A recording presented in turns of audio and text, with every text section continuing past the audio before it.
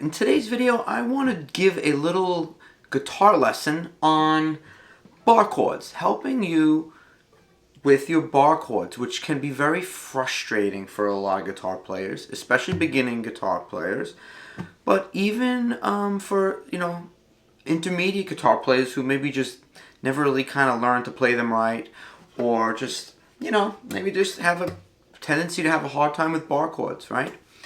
So I want to go over a couple of things to work on to help improve your bar chords. And, I'll share some little tips and tricks. And in the end, we'll do a little cool little chord progression. Just a little ear candy to tack on to the end of it.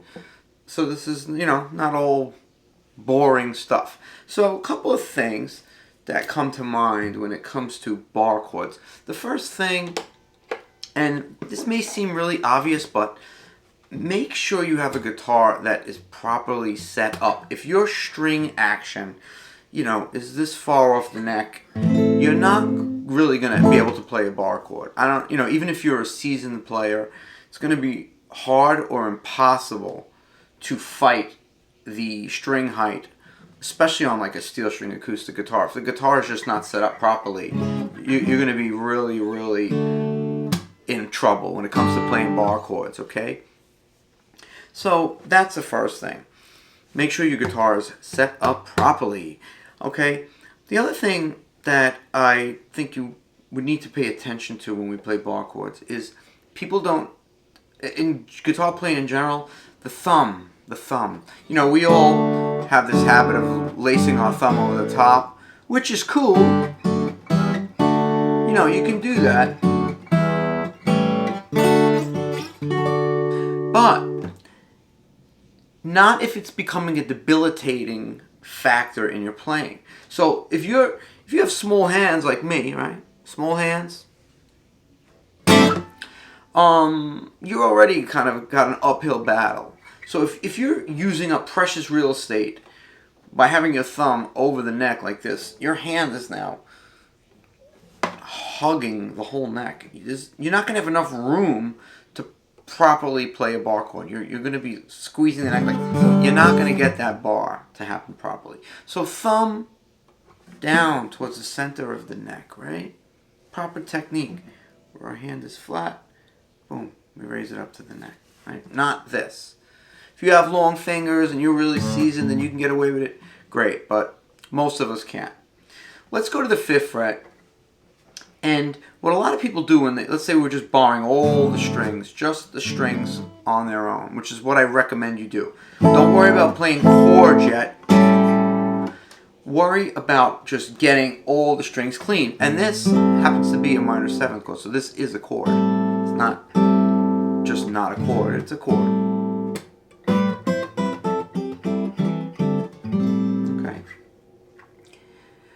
We want to not necessarily have our finger dead flat on the thing, because then we have the curve of our finger that's gonna, especially for the G string, depending on how your finger's shaped, the curve of your finger is gonna really make it, you're gonna have to really press down hard, and it's gonna screw up your technique, it's gonna screw up your form.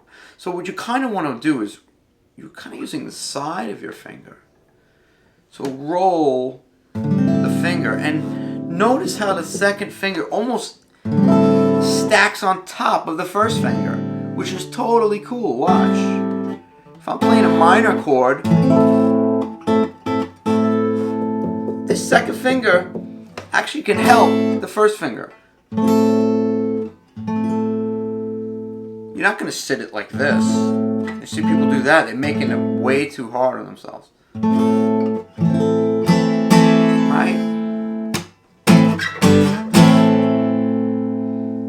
So we're going to practice that. We're going to practice. Make sure every note rings out. We might have to adjust where our finger sits. Everyone's hand is shaped differently. And if you just gloss over it, you're never going to know what's working and what isn't. You have to listen to every note.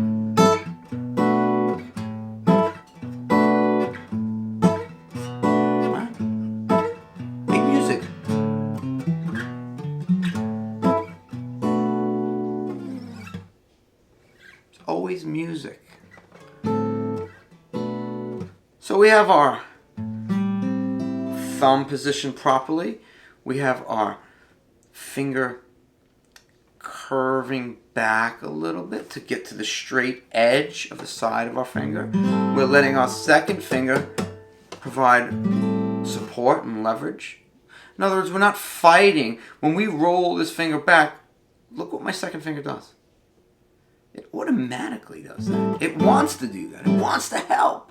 Let it help. So we get that. Now we can put down third and fourth finger, get that minor chord. Second finger, we have that major chord.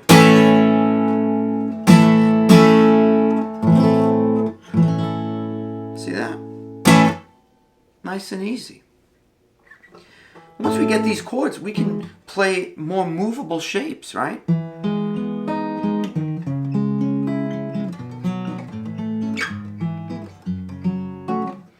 Now, ooh, what was that? Barring. What was that first chord that I played in that sequence? Well, E major 7th chord or E major chord. Looks real confusing, right? This finger's barring across. I'm gonna put up a shape. This is what the chord looks like. I'll throw it up there. Poof. Well, what is this really? What is this chord? This is a C shape. It's movable. If we change the shape, we change the fingering, then we let our first finger act as the nut. We're playing a C major chord, but we're moving it. C, D, E. Right? The second chord in that sequence.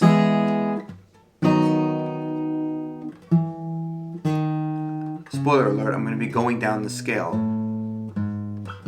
So, E with the movable C shape, D sharp. This is a B chord with a D sharp in the bass. This first finger is barring the bottom 3 strings. Third finger playing the D sharp.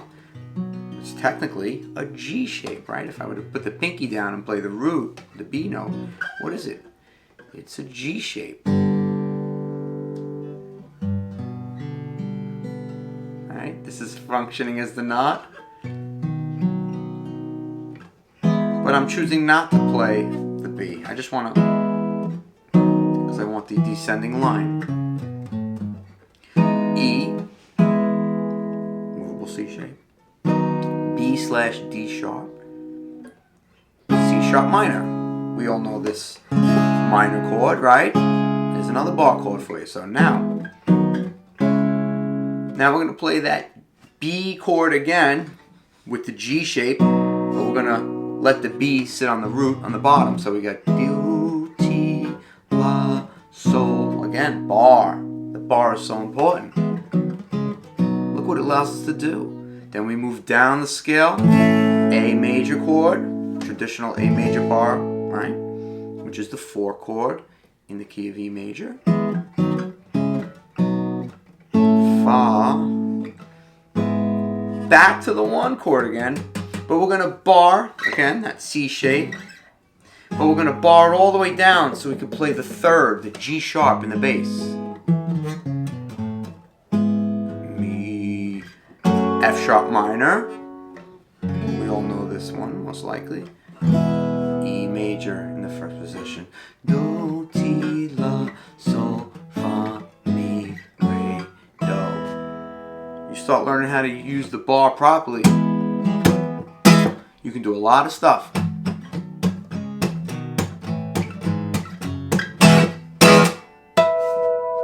Alright, I'm Frank Persico. Please like and subscribe. I'm going to be trying to do a lot more of these short videos, right? Where we cover something, but we also improve upon it to give you some sort of musical vocabulary that you could use, right?